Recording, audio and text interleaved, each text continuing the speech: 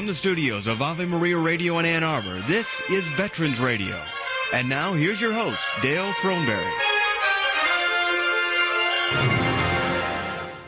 Good morning, America, and how are you? My name's Dale Throneberry, and I'll be your host this morning on Veterans Radio. And joining me back in the studio, and the control room actually, is my good friend Bob Gould. Welcome back, Bob.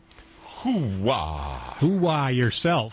We've got a really great show, I think, today for you. We've got a couple of very interesting guests, starting off in just a moment with the author of a new book entitled The Rescue of Streetcar 304, a Navy pilot's 40 hours on the run in Laos.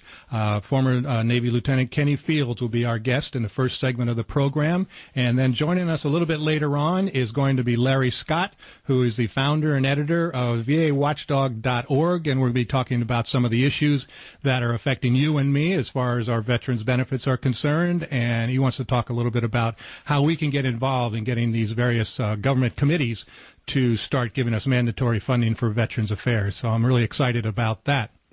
Number one, coming up pretty shortly, would be, is he on the line yet? Not yet? We're going to be talking with another one of our partners who's out raising some money for an organization called Pride and Honor Flights. And what this organization does is it raises money for the flights for World War II veterans that are going to be flying from the Michigan area to Washington, D.C. to look at the World War II memorial. We know that the World War II veterans are unfortunately disappearing at a very rapid pace, and so the organization here in the Ann Arbor area is put together these flights and started off with one and then kind of went from there. And Bob, is Ken on the phone? Negative. Negativo. Okay. Well, I'll tell you what. We'll just kind of move along, and I'll start going into the news, and then when Ken gets back, we'll talk to him about that organization. Excuse me. On a program that we had a couple of months ago, we talked about all the charges at the Haditha, I guess they called it a massacre at the time, but all the Haditha charges may be dropped. If you remember this occurred back in November of 2005 when a roadside bomb hit a Marine convoy, killing the driver of the Humvee, and on a house-to-house search, a number of, unfortunately, Iraqi civilians were killed, and the Marines brought charges against the participants in that endeavor. And the investigating officer has recommended that a Marine who led his squad on an assault that ended up killing 24 Iraqi men, women, and children should not be tried for murder.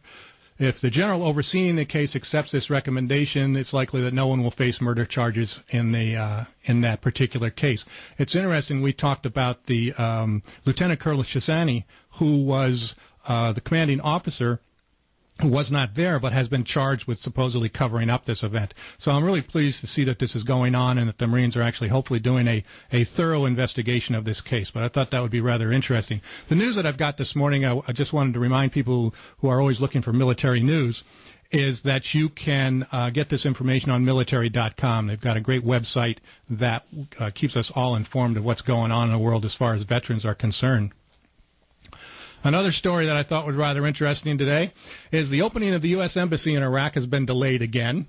The opening of a mammoth $600 million U.S. Embassy in Baghdad had been planned for last month, but now it's been delayed well into next year. The story goes on to say that the Vatican-sized compound, which will be the world's largest diplomatic mission, has been beset by construction and logistical problems. They are substantially behind at this point, and it would be surprising if any offices or living quarters could be occupied before the end of the year, one official told the Associated Press. Interesting, don't you think? And finally, we've got hefty pay gains that are urged for disabled veterans. The VA, the Veterans Commission, the first comprehensive review of veterans' disability benefits in 51 years, recommends that Congress and the Bush administration support an immediate increase in compensation levels of up to 25% for those most severely disabled, to recognize monetarily their reduced quality of life. The Veterans Disability Benefits Commission's thick report, reflecting more than 2 years of work, also wants all disabled veterans made eligible for concurrent receipt of both disability pay and an annuity based on years spent in service. That's the news that we've got for today. If you have any questions or comments on that, feel free to give us a call here at Veterans Radio, and that number is 877-573-7825. Again, that's 573-7825. And I'm going to jump ahead a little bit early this morning into our Welcome Home segment. Dale, I have a comment. Yes, sir. Okay. Well, I was down in Florida. The city of Lake Worth for the last 15 years has been holding a Veterans Parade. I believe it's right around November 10th, right around Veterans Day. And this year, the budget for that is $20,000. And this year, the city of Lake Worth, the commissioners, decided not to fund the parade. Now, before everybody goes and gets their shorts in a knot, let's think about this a little bit. There was, of course, a big demonstration within 24 hours, and a lot of folks were very upset. How can you do this to us, especially when the same commissioners approved a couple of other festivals that seemed rather minor compared to what it would be, the gravity for the Veterans Parade. Now, this parade is miles long, and of course it costs for police and cleanup. Well, the commissioners did not relent. It was not approved, so they didn't get their money, and everybody was very crestfallen on that. But my comment is, hey, come on, folks. We've got to start taking these things into our own hands. That's right. There's plenty of folks out there. I mean, here's the Ann Arbor Art Festival that does a job as large as putting on the Macy's Day Parade, and they do it with volunteers. Now, they didn't do that. They didn't put that together in 2 to 3 years. It's taken time to do that. But that's what we've got to do as veterans. We've got to go out there, and we've got to help with the funding, or do the funding, or these programs are going to fall by the wayside. I think that's just the way it is. That is the way it is, unfortunately. I think it's the principle of the thing that they should be, that the civilian population should be honoring their veterans. But I do agree with you that if they're not going to do it, then we'll just do it ourselves. It's sort of like Veterans Radio. We want to make sure that our stories get out, because if we don't do it, no one else will. And it's like Larry Scott with his website. Who's going to keep an eye on the VA if we don't? Well, it's interesting, after the hubbub died down 5 or 6 days later, all of a sudden, changes came about, money started pouring in. There's a lot of business people down there. Somebody's got to go out and ask them, and that's my comment. That's his opinion, and you're entitled to it. Thanks, Bob. I'm going to go into our Welcome Home. Each week at Veterans Radio, we welcome home servicemen and women who have been stationed around the world in the service of our country. And this week, I'm really proud to welcome home 26 Marines and 2 Navy Medical Corps men who were welcomed home as a detachment of the 4th Air Naval Gunfire Liaison Company. Angelico, a unit that has deployed 6 times since the war began in March of 2003 with no fatalities. Good luck, and thanks very much to those people. They're from South Florida, Bob, just to let you know that. And we welcome home the members of the 4th Air Naval Gunfire Liaison Company. The 399th Combat Hospital Support Hospital Group has returned home to Boston, Massachusetts, and the 399th is an Army Reserve unit of about 450 officers and enlisted personnel, and they dealt with some of the most gruesome aspects of the war, routinely piecing together victims of roadside bomb attacks and treating diseases in the dust-swept military bases that were often under fire. Again, welcome home to them. Wyoming. Rock Springs, Wyoming, congratulations to you for welcoming home the Wyoming Army National Guard's 1041st Engineer Company, returned home to a hero's welcome to loving family members and to a grateful state. Hundreds of Southwest Wyoming residents and state officials flocked to the National Guard Armory in Rock Springs to celebrate and greet the company soldiers who were returning to the Cowboy State after a 12-month tour in Iraq. The 1041st was building bridges and was a demolition unit, and they were based out of Tikrit.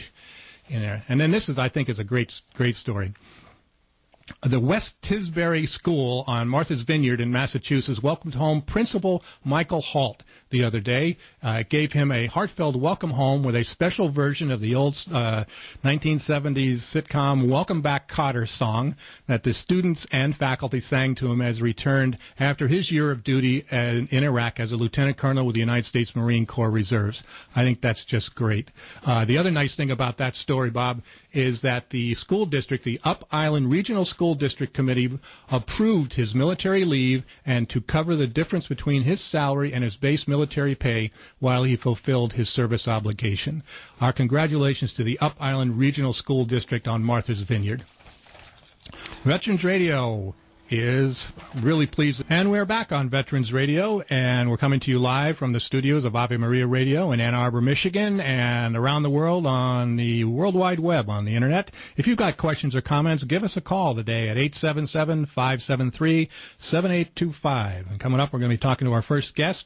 In 1968, Navy Lieutenant Kenny Fields left his pregnant wife and 2 young children at home when his squadron boarded an aircraft carrier, USS America, and set sail for the Gulf of Tonkin to join the air war against North Vietnam.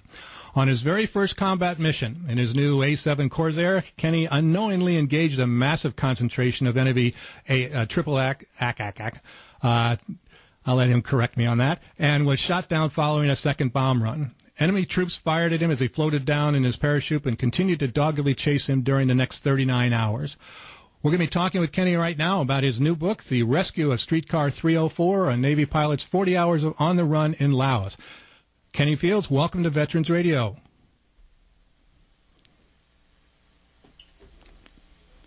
Where did he go? All right. Well, we'll come back in just a second. I'm not sure where he went. Anyway, let me kind of give you a little review on this book. It's as I mentioned before, it's entitled The Rescue. Oh, he is? Okay. Hi, Kenny? Did you punch him up, please? Hello? Hi, Kenny. This is Dale Throneberry. How you doing? No. This is Juan Cordero from Cape Coral, Florida. Is this yes, sir. Veterans Radio? Yes, it is. Oh, okay. It's Saturday here in Florida, so I don't know what state your radio station is, but we are in Michigan originally. Oh, okay. Originally from Michigan. All right. Okay. So, yeah, I'm a Vietnam veteran, and just a thank you for what you guys are doing for us veterans. Today is Columbus Day parade we have here in Cape Coral. Oh, in Cape Coral. Okay. Yeah, and are you marching in that parade? Oh, yes, sir. Unfortunately, my group, Vietnam Veterans Chapter 594, they're not invited. I don't know why. But anyway, I remember Night of Columbus, so I'll be wearing my regalia for Night of Columbus today, too. Okay. Well, we'll just have to work on them, because there's a lot more of us than they realize. Yeah, I know. I don't know what happened. We used to march in the Columbus Day parade, and then was found you're not invited anymore. I have to talk to someone about it. Well, hopefully that we can change that. All right. Well, Carlos, I appreciate your calling Veterans Radio. Thank you, and enjoy the parade. Welcome. And thank you, and God bless you guys for what you're doing. Thank you for your services. Hallelujah. Hallelujah to you, too. Ciao. Thank you. All right. We got Kenny back on the line now? And he's back on the line. I think the signals down here in West Virginia didn't make it over the rooftops. Oh, that's okay. Kind of a quick reintroduction. I'm talking right now with Kenny Fields, who's just released his new book, The Rescue of Streetcar 304. It talks about his adventures on the run in Laos. Kenny, tell us what happened on that first day of flying in country. First day of combat ever for the USS America at that time, and I took off with a wingman on the launch from the aircraft carrier, and we were actually the last 5 attack pilots to launch that day, and most of the pilots had flown into South Vietnam as sort of a warm-up mission for us on our first day in combat, and strangely I got orders after getting airborne to fly into Laos and to work with the forward air controller on a barge that was on a river. Anyway, we ended up, unbeknown to everybody involved, even to the Air Force forward air controller, we were bombing in the midst of a North Vietnamese division that just happened to have pulled back from Khe Sanh. And we obliterated the target on the first run. On the second run against the second target, I was shot down. And as you said earlier, they started shooting at me right after the parachute popped open, and they continued to chase me at close range for the next 39 hours until the Air Force finally rescued me. I should point out that when did this occur, Ken? May 31st of 1968. Okay, so this is post-Tet, and the Tet offensive was in February of that year, and then Quezon had sort of a fallout effect from that, and the North Vietnamese regular army division, one of the ones that had fought at Quezon, had pulled back into the area where I got shot down to regroup and resupply. And the way we found out that news, that we actually know that to be 100% true, is one of the Air Force pilots who tried to rescue me also got shot down, and actually ended up talking to one of those guys on the ground, a grizzly old sergeant who told him that who they were, where they had been, and what kind of casualties they had suffered. And that, so it was pretty, and that Air Force rescue pilot is still around to tell me those facts. Well, that's great. For all the Navy pilots out there that are listening, Kenny, I'm going to ask you to tell them what kind of plane you were flying. I forgot to mention that the USS America was fairly new, but our airplanes, we were the first squadron on the East Coast to deploy to the Vietnam War with A-7 Corsairs. At that time, there were two squadrons from the West Coast that were already out there, but the A-7 replaced the A-4 Skyhawk, and then the A-7 was replaced by the F-18 Hornet. But anyway, the A-7s were brand new at that time, and it was a single-engine, single-pilot attack plane flying off of aircraft carriers. And that particular day, I had 6 Mark 82 500-pound bombs, but we could typically go into North Vietnam. We'd typically carry 12 500-pound bombs. Well, in your book, you describe your feelings before you actually took off that day, because you had been your flight or your mission had been postponed a couple of times, and since it was your first mission, I can kind of relate to this, is that your adrenaline is really starting to pump, isn't it? Really, well, we were really keyed up for the first mission. I had sort of lived for that all my life. I'd been in the Navy at that time 6 years. You train for that type mission. It's like a really big football game. You're ready. You make the playoffs, and or Super Bowl. And you're just really nervous before the event, not because you're scared or anything, but you just really want to get underway and get it going. And we briefed and debriefed twice, and then had to sit and wait because of aircraft availability, and so we were sort of getting antsy about just actually getting the mission in for that particular day. So we took off at around 4:00 in the afternoon, and scheduled to land back aboard the carrier at 6:00. And at that time, which would have been 1800 military time, but at that time the carrier would have closed down operations for the day, and we would have started again the next morning at 6:00. So we were antsy about getting airborne. When we finally did get airborne, then it started turning a little bit into a little nervousness. It's not like you get a checkout. We take off the aircraft carrier, get shot off the end of the catapult, and then flew 80 miles in toward Da Nang over water, and then we had to go over about 80 miles of South Vietnam to get to Laos, and then another 20 miles deeper into Laos. So we had plenty of time to think about it. It was our first view of South Vietnam, North Vietnam. I mean, it's like you're flying into a strange country, and you got to find your target and bomb it on your very first day in. So it was a exciting moment. I'm sure that it was. Could you kind of describe when you made a successful bombing run in your first run through, and then you went back? Why did you do that? Actually, I got shot at I rolled in on my first pass, and there were a couple of small anti-aircraft guns firing at me.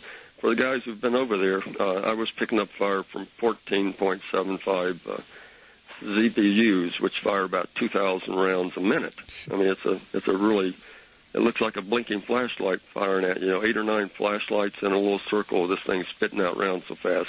But typically, those rounds only go up to 3,000 or 4,000 feet, so normally in a jet, we would be above that. And when I pulled off my first bomb run and looked down, those type guns were shooting at me, and I thought, well, I'll just have to be aware of that when I get on my second bomb run so that I don't go low to get down into their range. And they fired at me all the way around the circle. But when I rolled in on my second bomb run, there were 3 airplanes from my sister squadron that were waiting to bomb that same target area, and they were up overhead at 16,000 feet watching the whole affair. My wingman and I were down at 12,000 feet rolling in and diving, and then the forward air controller was down at about 5,000 feet. And actually, he was at 3,000 feet at that time until the gun started shooting. But when I rolled into my second pass, about two-thirds of the way down, I was in a 45-degree dive bomb going 450 knots, 45 degrees nose down, and I started picking up anti-aircraft fire from about 2 miles ahead on a ridge, and it looked like red softballs flaming up at me, and they were coming right at me, but then they would fall short. So I thought, okay, that's no big deal.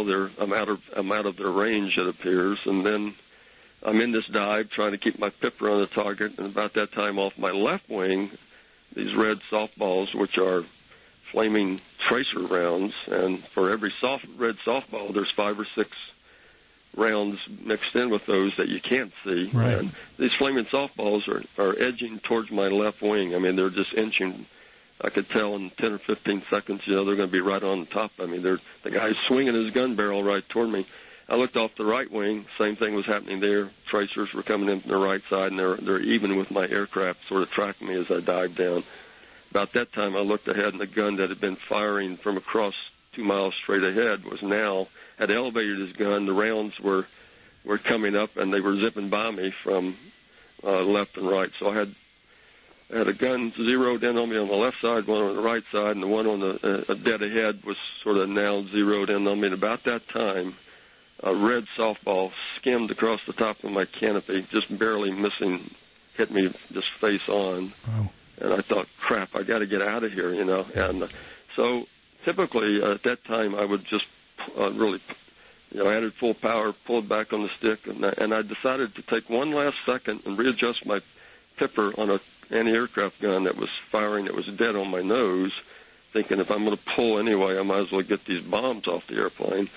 So I pickled, released the bombs. Airplane started climbing. I got up to about 5,000 feet. Just about the time I sort of felt like that I was zooming over top of the gun that had been on my nose, I felt a big thud, and the airplane rocked sideways. I knew I'd been hit, and the forward air controller on the ground didn't come up and say this, but he saw part of my wing fly off. Airplane started tumbling head over tail. It was upside one moment, upside down one moment, upright the next, tumbling. And in a few seconds, the forward air controller screamed, "Eject, eject, eject." He didn't have to use a call sign. He didn't have to say anything. I knew he was talking about me. I had my hands full inside the cockpit. My head was bouncing sideways from all the violence. And so when he called eject, I reached up, pulled the face curtain. Right before the rocket shot to shoot me out of the airplane, I thought for sure I was going to be dead because it looked like I was too close to the ground for the ejection sequence to take effect. So I thought I was dead at that moment. But I went ahead and fired the seat, and just as I started to fire the seat, the airplane rolled inverted. That was the worst thing that could have happened. So you blew yourself up down toward the ground. So I shot myself toward the ground, and I'm thinking I'm going to be dead anyway because I don't have enough time to eject. And now the airplane rolls inverted just as the rocket fires, so I'm zooming down toward the ground. Chute pops open about 200 feet above the ground. Oh, jeez. And then I look down, and there's a stupid guy down on the ground in black pajamas with a rifle pointing up at me, and I hear a pop, pop, pop. Mm-hmm. I remember thinking, hey, we American pilots are supposed to be valuable property, and this guy's trying to kill me before I even hit the ground. I didn't think that was kosher, Dale. No, I totally agree with that. What's up with these guys shooting at us? Yeah. Oh. Well, I mean, a parachute. I mean, I know. It's okay to shoot me down in my plane, but now I'm floating down in a parachute. That's right. He didn't know he could get money if he turned me in. Kenny, this is Bob Gould. I was in the 101st Airborne, so I know what it's like to come down with a parachute, and you just can't make them come down fast enough, right? Well, actually, there's no way they come down in their own sweet time, unless, of course, they don't open. Now, you got to remember, now, Bob, this is my first. We had training. We flew, dropped in a parachute from like 50 feet off the tower or something like that. But this is my first real ride coming down, and so That's and it pops open at 200 feet, and when it popped open, I had a slight streamer and just enough momentarily say, oh, crap, I got a streamer, and then sort of I jerked real hard, and then the chute gave the full pop, and I looked down, and I am actually drifting pretty quickly right toward a major bamboo grove. And my first thought was, I'm going to go ripping down through those trees, and it's going to tear me up, from my legs up, vital parts, where at that point you become. So I crossed the legs, and the old training trick about, reaching up and grabbing a riser to make yourself move a little bit, I had never done that, but I reached up. I wanted to move over toward the right a little bit to clear this batch of trees, and I jerked on the riser once, and the chute started floating toward a little clearing, and I thought, well, that was easy. It actually worked, just popping the riser moved me over a little bit. But I had a ejection seat pan that normally fell out underneath us, hanging to a cord, and that was in the event we typically would eject over the water, being a Navy pilot. And this ejection seat pan's 20 or 30 pounds, and that thing, when I hit the ground, that thing sort of caught on the back of between my back of my knee on my left leg. So when I tried to tumble, that thing wiped out my left leg pretty good and really bruised it badly. And I found that later because I was upside down. When you're upside down in the jet, you float out of the seat a little bit no matter how tight you got the seat belt. Mm-hmm. And if you're out of that seat even a quarter of an inch and that rocket fires, it basically throws that hard seat pan up against your back. And so I found out later I'd cracked L3 and L4 on the ejection. So to be honest with you, I didn't even feel the pain or recognize the pain for probably 2 hours because of what happened after I hit the ground. Well, that's understandable. We've only got about 30 seconds left until we take our break at the bottom. Well, let me tell you, when I hit the ground, what happened?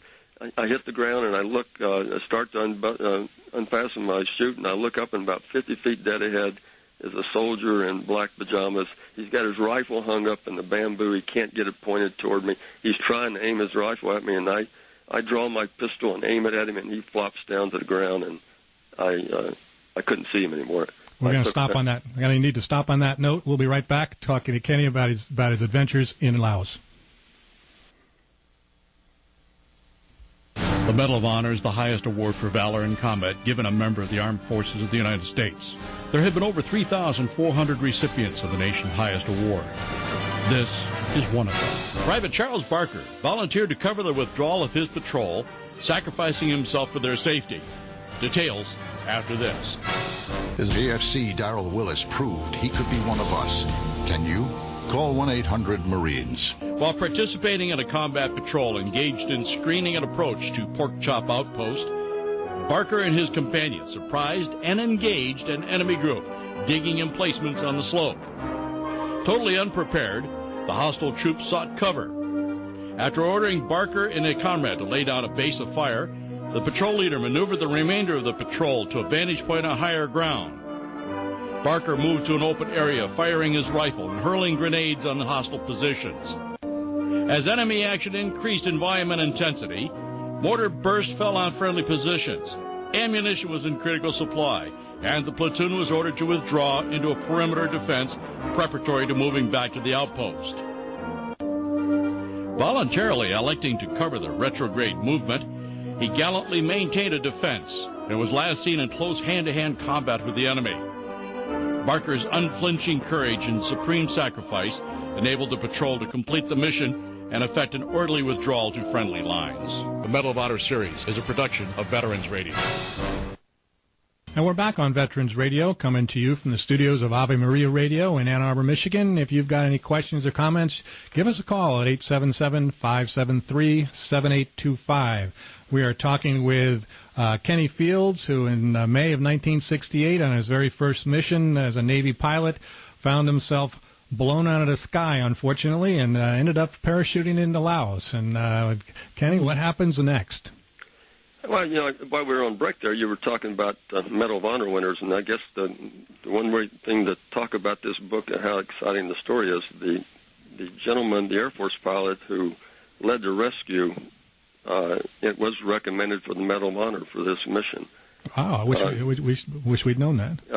He was recommended. It was downgraded to an Air Force Cross, but it gives you an indication of how exciting the the mission actually became for the Air Force. It sounds like it. And so now you're down on the ground.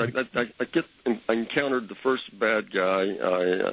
He dives to the ground before I get off the shot. I lose him in the weeds. I turn around and start running, and I stop about 50 feet away trying to decide whether to go left or right because I came up on a little trail. And about the time I'm trying to decide, he pops off around and from his rifle. So I take off running, and by that time I've got 3 guys chasing me. And they chased me for a couple 100 yards before I found a really good hiding spot, and they went running by. And that was around 5 o'clock in the afternoon. So between 5 and about 7 o'clock, they're trying to find me. They're coming through the area, searching, etc. And over the next couple hours, the Air Force starts to try to make the rescue attempt. And the first airplane that comes in gets hit badly, barely makes it back to his base, and the airplane engine quits on the runway when he just gets back. The second guy, 10 minutes later, who came in after the first guy got hit, got shot down. He got hit right over top of me, and I watched him eject. And he ended up about a mile away on the ground. So now there's a Navy pilot on the ground and an Air Force pilot who's the rescue guy. He starts having a little running gun battle with guys who are chasing him, so I can hear the shots going as he's running and shooting. And so at that time, it was a little bit hairy. He had guys after him. I got guys after me. They're all over the area, and that's, when you talk about a North Vietnamese vision, no matter where we went, there were going to be troops, it seemed. Sure. So basically the Air Force tried to neutralize the area. They had about 30 jets that bombed for a couple hours until darkness, trying to knock out all the anti-aircraft guns that were firing at the planes above and who hit the first 2 planes that came in. They were unable to really even knock out half the AAA. It was just really a massive concentration of AAA at that point. So they basically came up and said, hey, guys, it's dark. We're not going to be able to get you out there tonight, so hang tight, and we'll be back in the morning. And they told me that, and they told the other guy that. And we had talked a little bit back and forth on the radio, and he had tried to make it to my position, but then when he got into his running gunfight, we basically gave up on that, and we thought we were about a mile apart during most of the night. I during the night, tried to hike to a safer position, but as you can read the book, I started encountering dangerous things that actually made me stop. I mean, it got to the point where I physically had to stop because my life was under danger of what was happening during my hike in the dark. What were you running into? I was trying to circle. I could actually see the fires of the enemy base camp, so I was trying to circle, just walk right in the shadows of those fires to get on the other side of the enemy base camp. And I encountered holes, started getting these deep holes in the ground, 10-foot holes. And in the dark, I couldn't turn the flashlight on. I almost fell into one. So I found that they were just all over the area. So in order to, if I'd fallen into one, I wouldn't be able to get out. They were so deep. So I decided I had to wait for daylight to continue. So at that point, I was close to the enemy base camp, and I got these holes all around. And then the next morning, when daylight arrived, I found I was camped. I had camped that night about 75 feet from 2 37-millimeter anti-aircraft gun sites. So I was 75 feet away on my left. I got AAA guns, and a couple 100 feet on the right, I got an ME base camp. So I was begging for ordnance at that time for any types of bombs, and started hearing voices coming back again. Forgot to mention that during the night, I had 2 search parties go by, scare the living daylights out of me. I can imagine. They got within about 10 feet and shooting rifles and stuff. And don't want to give away the whole book, but from the point that I get shot down, which is about chapter 4 until like the end of chapter 24, the book sort of goes like on a 45-degree climb uphill. My readers tell me that just every chapter just gets even more exciting. So. Well, I can attest to that. I have to honestly say I haven't finished it because I just got it myself. But I'm assuming the ending came out all right because I'm talking to you. Right. Yeah.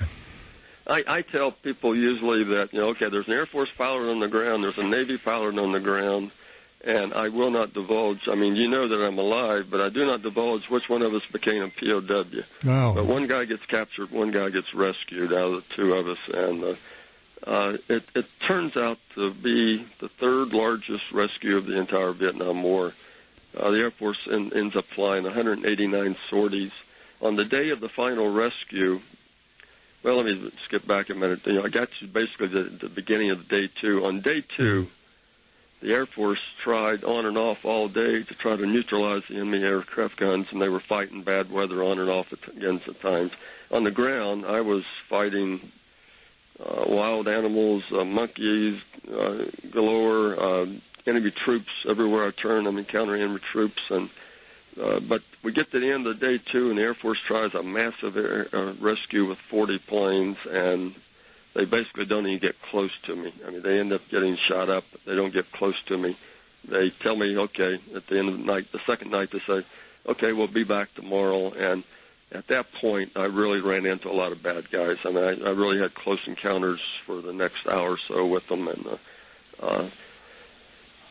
then the night, during the night, things went pretty quiet. And then on the third more day, the Air Force basically had 40 jets overhead and about 10 support A-1 Sandy pilots and 3 Jolly Green helicopters, and they ended up rescuing me.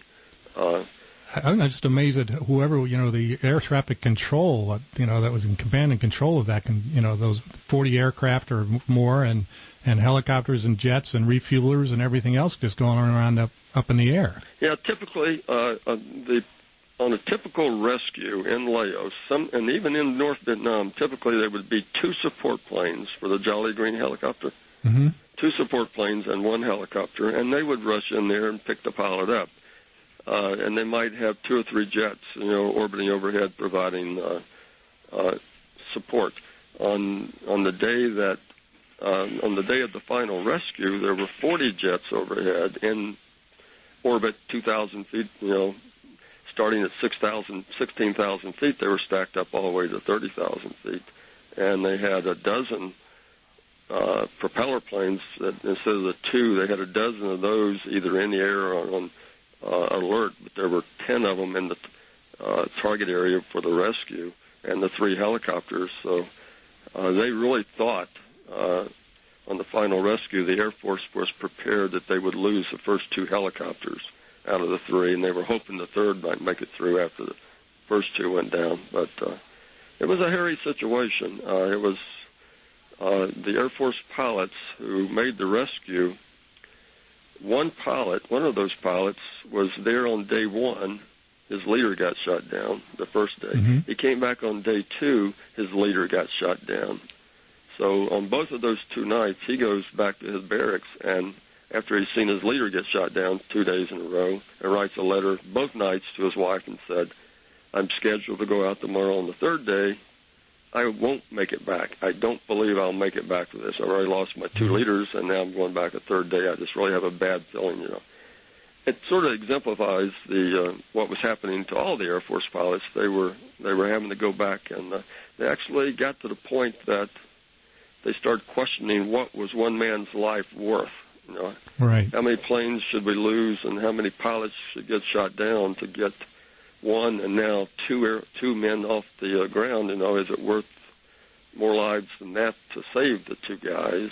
And how many airplanes do we have to waste? So the decision was, do we let those 2 guys start walking and see if they can walk their way out of harm's way so that they can get to a safer position? And I think the other question, so the question is, what is one guy's life worth? The second question that I pose at the end of the book is, what is a real hero? When we talk about, everybody knows what sports heroes, and we know Audie Murphy and things like that. But in this particular case, we're talking about guys who go in for 2 days in a row. They get shot at, they get their airplane shot up, they see pilots getting shot down. On the 3rd day, when these guys come back, one guy actually backs away who'd been there 2 days, and he was airborne, and one guy actually says, okay, I'm not going to risk it. Even though I'm airborne, I'm not going to go in. But these other 5 support guys, plus the helicopter pilot, they know how dangerous it is. They've seen guys shot down, the first 2 guys. They still make this what they think is going to be a deathly attempt at rescue. They still make it even after they've had time to consider all the facets. Well, no, they have to make a 15-minute... I have to interrupt you for just a second, but we'll come right back and finish this thought in just a moment. You're listening to Veterans Radio. And we're back on Veterans Radio, and we're talking with Kenny Fields about his new book, The Rescue of Streetcar 304. And Kenny, we've only got a couple of minutes left. I wanted to ask you to talk a little bit about the chapters that you wrote about what was going on at home, while all this was going on. I gave a lead-up in the prelude that I think, I try not in the book, in the story itself, I don't talk about what was going on at home, etc., but in the prelude, I do point out that on the way, this is 1968, and there was a lot of protests already starting, presidents. Anyway, there's a lot of stuff going on to where the military pilots who were going to fly into harm's way, on the way over to Vietnam, were arguing, and my squadron pilots were sort of not arguing out loud, but arguing in discussions among ourselves about whether the war was worth it and whether it was worth risking your life for. So if the pilot made a determination that he didn't think the country was behind the war, the war wasn't worth fighting for, he would fake his mission. He could launch, he could take his bombs over North Vietnam. At the first sight of an enemy bullet, or even before he got to the target, he could drop his bombs in some safe area. But there were some pilots who, did not think the war warranted putting yourself in harm's way. So it starts affecting the effectiveness of the war itself, in the sense that the pilot's not being assured that the war is worth fighting for. Well, I think I had to think about that, and on my second bomb run, I had to think, is this target worth a second bomb run? Mm-hmm. Should I do this, or I just drop all my bombs on one run and then get the heck out of here? Well, it was that type of decision. That's an issue that a lot of people had to deal with during that time period. Right. And Kenny, I want to thank you very much for being on Veterans Radio. I can't tell you, our listeners, enough to go out and get this book, The Rescue of Streetcar 304. It's published by the Naval Institute Press, which has done a lot of Tom Clancy books, so it's obviously a really good book. It's available online, and you can also go to your website, which is streetcar304.com. Actually, my website is www.kennywaynefields.com. KennyWayneFields.com, and we'll get that up on our website as soon as we can. It's truly one of those things. Some of the things I've written about says fasten your seatbelt. We couldn't cover all of it, but it is a fascinating story, Kenny. And thank you so very much for being on Veterans Radio. You're welcome, Dave. I'll talk to you again. Thank you. Thank you. Bye bye. All right. Again, make sure that you go out and get this book. You can get it at Amazon.com and some of the other online bookstores, and also at Borders. It's available there. I think you'll find it very interesting for all of you pilots that are out there. Okay, I've got Larry Scott is on the line right now. Larry, did I cut? I lost him again. All right. I'm going to go to put the other gentleman on, would you please? Juan? All right, here we go with our phones again. Well, we lost them both. They'll be calling back. All right. Anyway, what we're going to be talking to with Larry as soon as we get him back on the line, as I mentioned earlier, is that he is responsible for a website called VA Watch. Wait a second. Where did it go here? Jiminy Christmas. I'm starting to go crazy. Anyway, Larry, come back. Where are you? Here we are. I knew it was here. VAWatchdog.org. And Larry Scott is an interesting gentleman. He was talking to us because his website says keeping an eye on the VA because somebody has to. And so we're going to be talking to Larry in just a moment. Hi, Larry, you there? Yeah. Okay. Good morning. Sorry. How are you? We're fine. Thanks very much for coming on back on to Veterans Radio. Thank you. A little technical glitch there, but that's well, okay. It happens. I should say also we're having some technical glitches on the website. We upgraded to a larger server last evening, and for people who do want to access the site right now, do not type in www. Just type in VAWatchdog.org, and they'll get right to the site. We're getting all the glitches out of it here today. Okay, well, we can understand that because we're in the process of trying to upgrade ours at the same time. And for those of us who do not understand the technology of it, it's more difficult than we ever imagined. You bet. So anyway, Larry, I wanted to ask you a couple of questions about what is going on as far as the world out there as far as VA is concerned. Well, we're looking at a lot of different things right now. One, again, right now, for the 12th time in the last 13 years, the VA does not have a budget on time. Okay. This means that we're operating on what is called a continuing resolution, and that allows the VA only to spend at last fiscal year's level. That is really important this year, and it's really going to be a drag on VA resources this year because, as you know, there were huge budget increases for the VA. The 110th Congress really got to work and plugged in quite a few $1 billion more than the White House had asked for, about $3.6 billion, as a matter of fact. Now that money's been delayed, and what happens is when the money's delayed, the VA can't do any hiring based on the new budget. They can't upgrade equipment or replace equipment. They can't repair facilities, and so everything goes into a holding pattern. Then when the money does come along, and, right now they're looking at mid-November, but, of course, that could go on into January or February for all we know, then the VA has to play catch-up.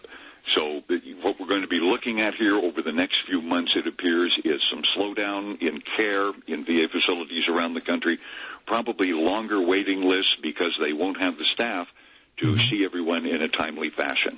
That is pretty much the biggest story right now inside the VA is the budget mess, again, for the 12th time in the last 13 years.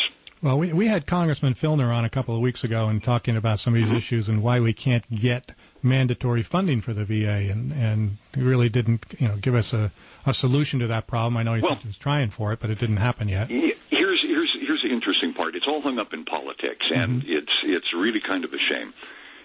Mandatory funding, the bill is up again, and in past years, okay, not in this Congress, the 110th, but if we go back to past years where we had a Republican-controlled Congress, the Democrats were always very big on mandatory funding, and they would bring up the issue on a regular basis. They would vote on it, and what you had was pretty much a split on party lines, although some Republicans crossed the line. But basically you would have the Democrats voting for mandatory funding for VA health care, the Republicans voting against. It was really a no-brainer vote for people who wanted to make a statement for veterans because they knew there was no way that could ever be passed in the Republican-controlled Congress, who was trying to keep a cap on spending. So now we have a different situation. We have a democratically controlled Congress, and this whole issue of mandatory funding is lagging. What we're getting here is a message. We're getting a message from the Democrats that this, one, is not a top priority issue, and two, they have also suddenly become fiscal conservatives. Remember, to pass this and to fund it properly in a mandatory fashion for VA health care, it would cost billions upon billions upon billions of dollars. There are estimates of anywhere between $12 and $25 billion right now. Okay, no one has an exact figure on that. But we suddenly have Democrats making statements like, and a very high-ranking Democratic leader in Congress made this statement to me a few weeks ago. He said, Larry, we have a fiduciary responsibility to the taxpayers.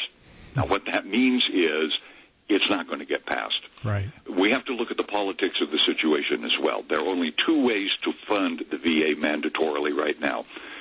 With Congress in what is called pay-go, you would either have to take money from other budgets, what they would call an offset. That could be education, roads, it could be anything, to pay for the VA. Or they would have to, in quotes here, develop a new revenue stream. That's Capitol Hill code for taxes. The Democrats are not going to institute any new taxes. As we know, they are shooting to regain the White House in 2008.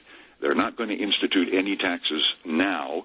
Should they regain the White House in 2008, they would have to institute higher taxes to pay for mandatory health care. So I think mandatory health care is going to be on the back burner through this Congress, through Congress next year, the 111th. Should the Democrats regain the White House in 2008, I think we'll see it brought up as a real issue instead of just a political football issue. It'd be great to just, finally actually discuss it in public. That would be something interesting, too. Well, the House committee did this last week. There was, I believe the hearing was called Funding the VA of the Future, and the concept of mandatory funding did come up. It was slapped around and slapped down quite harshly by Representative Steve Booyer of Indiana. Booyer used to be the chairman of the House Committee on Veterans Affairs. He is now the ranking minority member, and he doesn't want this. He calls this, if it were to be funded mandatorily, an entitlement program, and he lumps it together with Social Security and Medicare and Medicaid, all of which have mandatory funding. Right. And he says we do not need another mandatorily funded program, no matter what it is. And again, this is just fiscal conservative philosophy and policy. And if you believe in that, really, there's no good argument against it. That's true. How about just briefly, we've got about a minute left, to talk about the H.R. 2640, the gun bill, right, that everybody thought was going to disarm all the veterans out there? Well, it's not going to do that. There's no such thing as a Veterans Disarmament Act. What these are 2007 amendments to the Brady gun bill. We know there is going to be a gun registration bill in this country, one way or the other, just like there is now. The law as it exists now is bad. There are loopholes in it. There is no way for veterans or other people to get off that list. The new amendments, remember, the NRA approves of this. They help write this legislation. H.R. 2640 is a good bill. Okay, it has nothing to do with veterans. It has nothing to do with PTSD. What bothers me about all the negative publicity on this is that I think veterans will stop seeking mental health care because they think they'll lose their right to buy a firearm. Right. Absolutely wrong, absolutely false. They can come to VAWatchdog.org. I've written an article. It was up on military.com on the NRA website called Gun Bill Not Anti-Veteran. It lays it out step by step by step by step by step. It has nothing to do with veterans. It's not going to take away anyone's firearms. Okay. Well, Larry Scott, thank you very much for keeping us informed. That's VAWatchdog.org. Don't put in the www today. Go there, and it's full of great advice for you. And Larry, thanks very much for being on Veterans Radio it's again. Been my pleasure. Thank you so much for the work you do. Okay, thanks again. Bye-bye. I got about a minute and a half to go here, and I have another call. One call I want to get back on the line. So, Bob, if you could put Juan on. Hello. Hi, Juan. Good morning to you. Good morning. Welcome to Veterans Radio. You had somebody you were looking for. Oh, what is this? I would like to say hi to my buddies in Vietnam back in 67, 68 time frame in Cuchi, where we were with the 28th Transportation Company aircraft direct support. Okay. We are supporting the 25th Infantry aircraft at that time. So I never heard from any of my friends that served me at that time. Okay. I just want to know, hopefully they are listening. And I'd like them to know that I survived 21 years in the Army, retired as a first sergeant.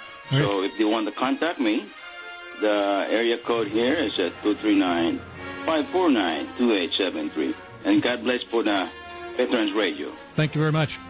We'll be talking to you again someday. Bye. Welcome home to you. All right, we want to thank our sponsors, Marine Scholars Fund, Quantum Physical Therapy, Legal Help for Veterans, Lynn Petlak, CPA, Schrader Yachts, Barry Van Ness, Lillian Associates, and Pat the Handyman here on Veterans Radio. And we want to make sure that you tune in next week. We're going to be talking with some helicopter pilots and talk about Young and Reckless. We'll see what happens with them. Until next week, you've been listening to Veterans Radio. You are dismissed.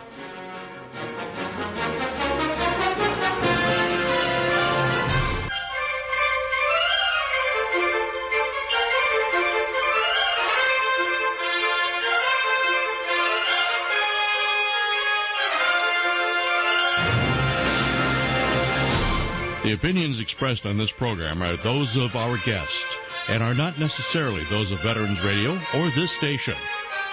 Veterans Radio is a production of Veterans Radio, LLC.